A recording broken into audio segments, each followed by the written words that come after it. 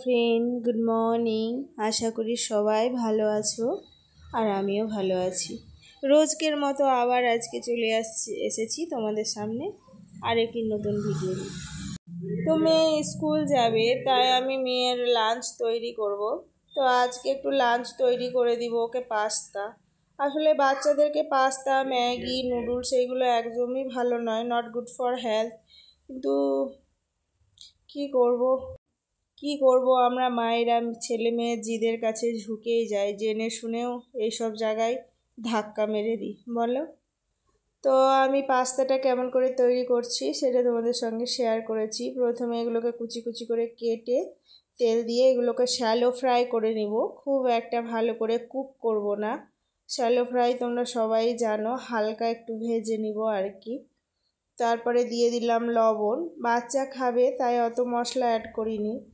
আর জানো সকালবেলায় বাচ্চা একদম উঠতে, এটা রোজকের রুটিন, যাদের বাচ্চা আছে তারাও জানো যে বাচ্চাকে সকালবেলায় ঘুম থেকে উঠাতে কত প্রবলেম হয়। তো আমি ওইদিকে ওকে উঠিয়ে এলাম, এসে আবার রান্নায় লেগে গেলাম। রান্নাটা এখনও কমপ্লিট হয়নি। আমি পাস্তাটা সিদ্ধ করে রেখেছিলাম, মশলায় ছেড়ে দিলাম। মশলায় ছেড়ে দিয়ে ভালো করে নাড়াচাড়া দিয়ে এবার হালকা একটু সস দিয়ে দিব, একটু মেয়োনিজ দিয়ে দিব। মেয়োনিজ দিয়ে ভালো করে একবার নেড়ে দিব। নাড়ার পরে আমি পাস্তা মশলা দিয়ে দিলাম। এই যে দেখতে পাচ্ছ ফাইনাল লুক কত সুন্দর হয়েছে। তো এটা আমার মেয়ের মানে টিফিন করে দিলাম আমি। এবার এগুলো টিফিনে এক এক করে তুলে নিব স্কুলে পাঠানোর জন্য। এই কাজগুলো যদি না করে রাখি তখন খুব তাড়াহুড়ি লেগে যায়, তাই ওকে ঘুম থেকে ওঠানোর আগে আমি করে ফেলি। আর প্রতিদিনই একটু ফল দিই। এখনকার খাবারে যদি একটু ফল না দিই তাহলে হয় না। আর ওদের স্কুলে ফল যদি না দিই তাহলে দু একদিন দেখার পরে কমপ্লেন আসে যে বাচ্চাকে কেন ফল দেওয়া হচ্ছে না। যেমন দামি স্কুলে পড়ানোর জন্য একটা মোটা টাকার খরচা আছে, টিফিনেও তেমনি একটা মোটা টাকার খরচা আছে। ভালো স্কুলে পড়াতে গেলে ভালো ভালো খাবারও দিতে হয়।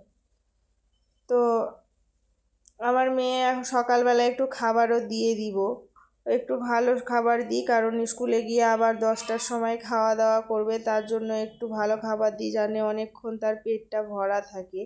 আর সকালবেলায় সব সময়ই মানুষকে হেভি খাওয়া দরকার, কারণ সকালের খাবারটা খুব ইম্পর্টেন্ট। তার জন্য আমি সব সময় চেষ্টা করে থাকি বাচ্চাকে এবং ঘরের যা মেম্বার আছে সবাইকেই আমি একটু হেলদি ফুড দেওয়ার।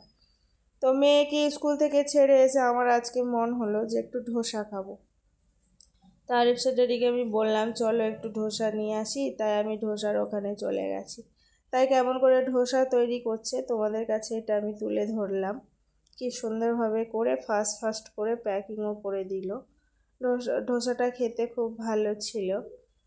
তো আমি বাড়ি ফেরার আসার সময় একটা প্রজাপতি দেখছি যে এইখানে আটকে রয়ে গেছে, তাই ওকে ধরে আমি বাইরের দিকে দিয়ে দিলাম।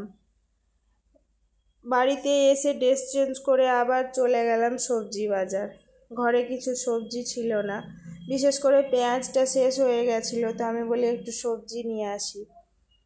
দেখতে পাচ্ছ এখানে পাওয়া যায় না এমন কিছু নেই, সবটাই পাওয়া যায়, শুধু একটু আমাদের ওখানকার থেকে দাম বেশি আর খুব একটা টাটকা পাওয়া যায় না। কখনো কখনো আবার টাটকাও আসে। দেখতে পাচ্ছ এটা নতুন ফল, আমি এই ফলটা চিনি না। তোমরা যদি চিনে থাকো তো প্লিজ কমেন্ট করে আমাকে জানিও যে এই ফলটা আমরা চিনি। আর এই ফলটা চিনি, এটা হলো ফিগ ফল, আমরা যেটা গ্রামে বলে থাকি ডুমুর, এটা একটু উন্নত মানের আর কি। আর এটা হলো কালো সর্ষে।